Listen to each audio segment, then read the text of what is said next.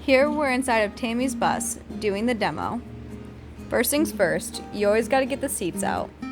This task is easiest completed with 2 people, one person inside the bus, holding an impact driver or wrench on all of the bolts, and one person underneath the bus to crank out the nuts. Generally, this works pretty well. If your bus is really rusted, you can try tightening them to snap the bolts, because either way, the remainder should just fall out the bottom. Once you have those done, you just have to undo the nuts and bolts on the sidewalls and then remove them. From here, we sweep out all the crayons and pencils and garbage and gum from all the kids, and start working on taking up any screws that we can get loose. This includes the covering around all the radiator hose, the radiators themselves, any trim pieces around the wheel wells, and any trim that might be along your walkway.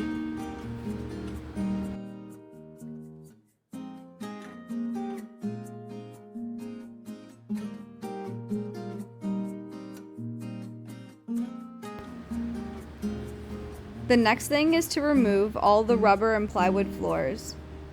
To do this, I use a circular saw set to the depth of the plywood to cut in sections, making prying it out easier.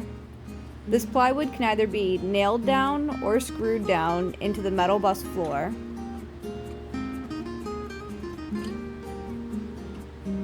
It's a good idea to wear goggles and a mask while doing this, as the plywood can be very moldy.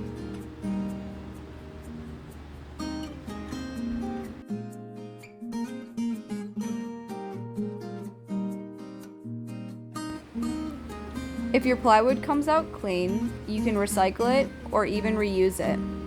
Here, the plywood is pretty moldy and has a very thick adhesive on it holding the rubber in place. Therefore, this will have to be taken to the dump.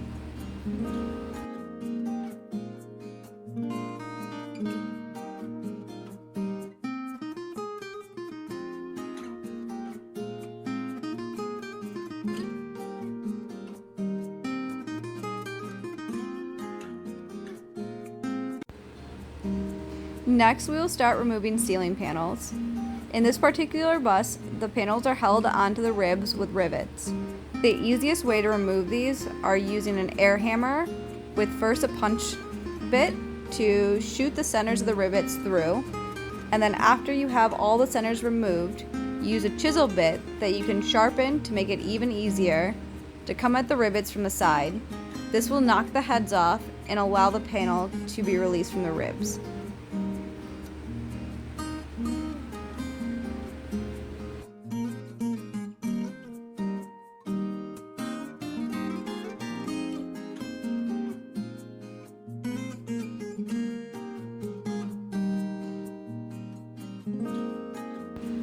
Before you actually take the panels down, you'll want to remove any lights, speakers, or anything else that may be in your ceiling. To do this, you can simply clip the wires and tape them with electrical tape for now. I also label what each of the wires do in case I want to reuse the switches for any aspect of the build later.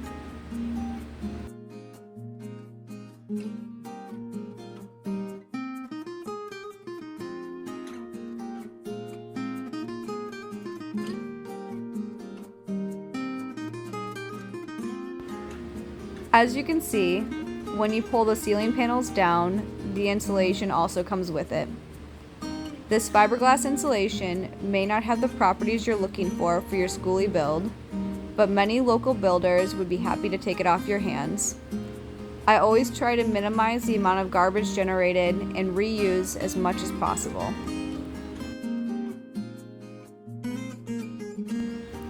In this bus, the wall panels are also held to the ribs with rivets. So again, I'll be using an air hammer and air chisel to remove each of the rivets before taking off the galvanized sheets.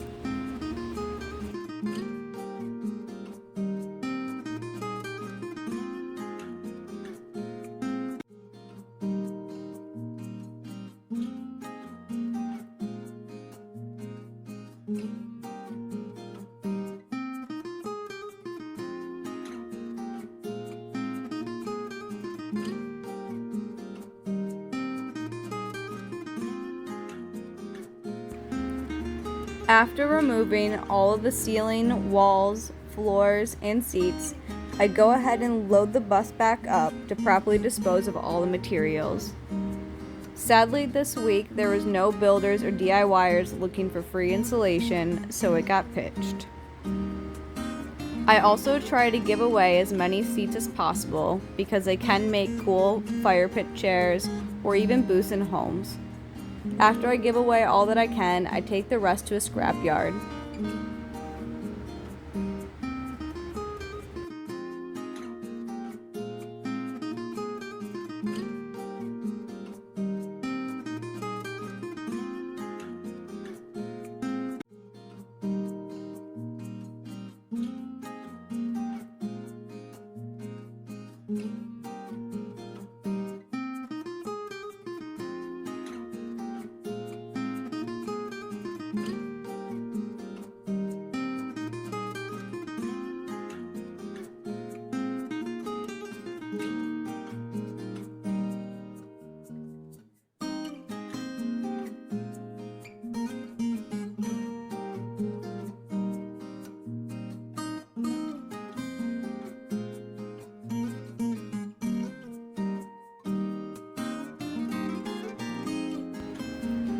Now that your floors are bare, you still need to prep them for paint.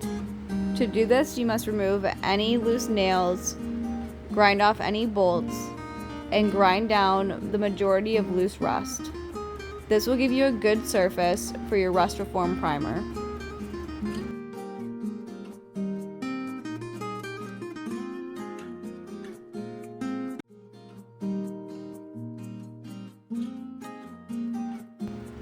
This process can kick up a lot of dust that you're not going to want to inhale, so make sure you're wearing a good mask with HEPA filters on the sides.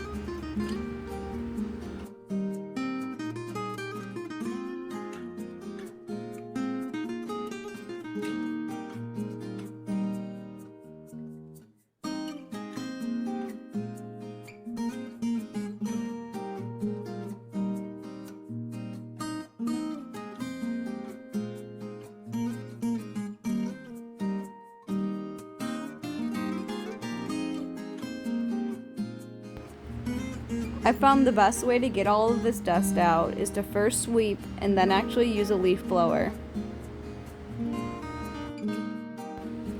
After the majority of the dust is removed, I use TSP to further clean the surface and prep it for a good bond with the primer.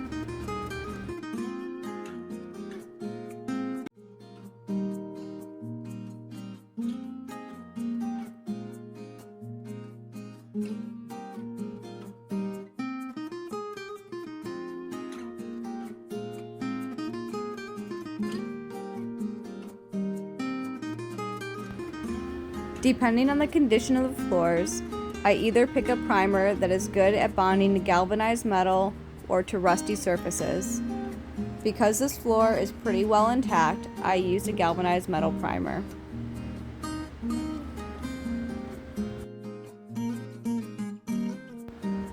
This primer will not only help to minimize future rust, but it will also help our oil-based epoxy to bond to the metal floors.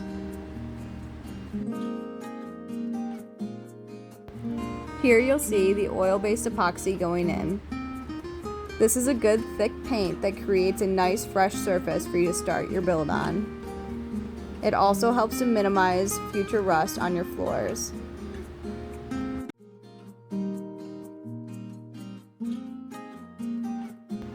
Now that you have a blank slate, I like to tape out the floor plan again to really get a feel for what you're about to build.